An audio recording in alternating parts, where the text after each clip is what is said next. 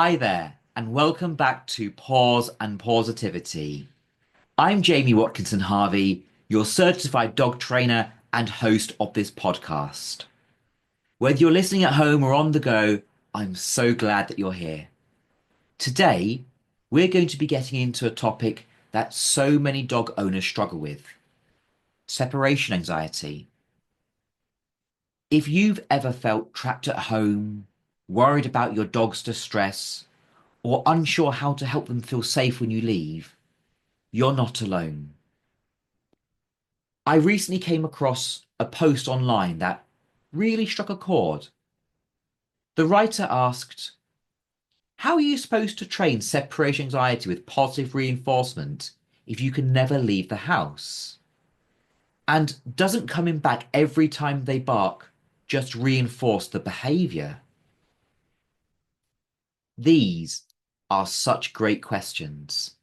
And if you've ever wondered the same, stick with me, because today we're going to break it all down in a way that's practical, achievable, and most importantly, kind to both you and your dog. And hey, if you find this episode helpful, don't forget to share it with a friend or subscribe to the podcast. Every little bit of support helps us spread the word about positive, force-free training. Let's start with what separation anxiety really is. It's not just a dog misbehaving because they don't want you to leave. It's a genuine panic response. For a dog with separation anxiety, being alone isn't just a bit uncomfortable, it's terrifying. Think of it like a phobia, one that doesn't go away with time or punishment. Now, when we're working with separation anxiety, the goal is to help our dogs feel safe when they are alone. And here's the thing, it takes time. It's not about avoiding leaving the house forever, but rather about gradually helping your dog build confidence at their own pace.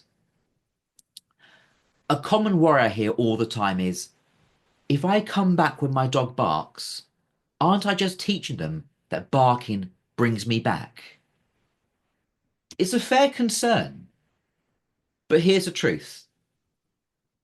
When a dog is experiencing anxiety, they're not barking to manipulate you. They're barking because they genuinely feel unsafe. By returning and helping them feel secure, you're not reinforcing bad behaviour, you're reassuring them in a way that allows them to build trust. If you were scared of, say, spiders, and someone reassured you every time that you saw one, would that make you feel more afraid? No. It would help you feel safer little by little. And it's the same with our dogs. Now, here's where things get practical.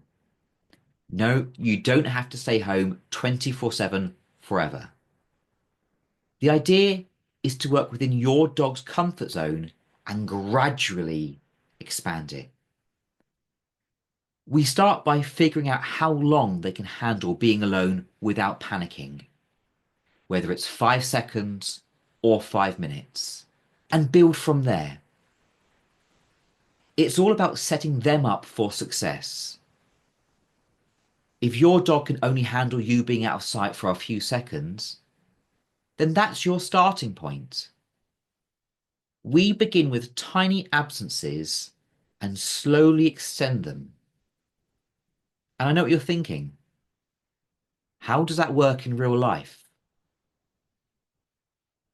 The reality is, not everyone can put their life on hold, and that's completely understandable. So how do we balance training with daily responsibilities? Well, here's a few options that can help. Firstly, setting up management solutions. Things like asking a friend or neighbour for help, or using pet sitters when you need to be away for longer periods than what your dog is ready for. This way, your dog isn't repeatedly put in situations that overwhelm them.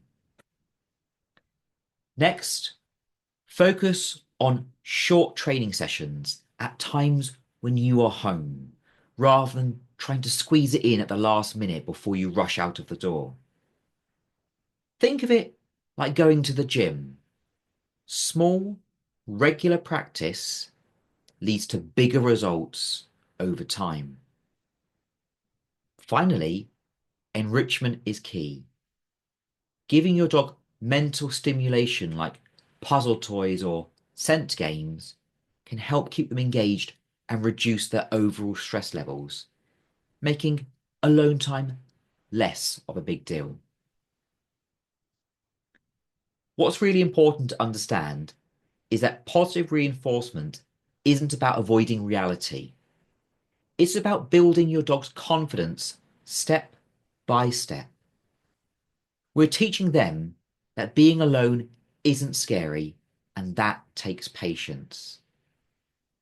Quick fixes or punishment-based methods might suppress their anxiety for a moment, but they don't solve the underlying issue. Science shows us that gradual exposure paired with positive experiences is the most effective way to change emotional responses, not just in dogs, but in humans too. If you're feeling overwhelmed, remember you're not alone. Separation anxiety can feel isolating, but there are so many resources and communities out there that can support you on this journey. Connecting with a force-free trainer can also help you create a plan tailored to your dog's needs and your lifestyle. And if you're feeling frustrated, like the person in the post that I came across who just wants to be able to go to the store without stress, I get it. It's hard. But with consistency and support, progress is possible. So, to answer the big question, does positive reinforcement training you can never leave the house?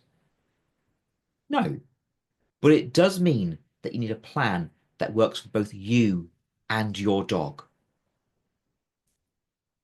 It's all about setting them up for success in small, manageable steps and working towards a future where they can feel comfortable being alone. Thank you so much for joining me today. If this episode helpful, I would love it if you could share it with a friend or subscribe so that you don't miss future episodes. And if you would like to support the podcast, you can head on over to www.pta.dog and visit the podcast page where you can make a donation. Your kindness keeps us going, and it means the world to me. Until next time, take care and give your pup a big hug from me. Woofity woof.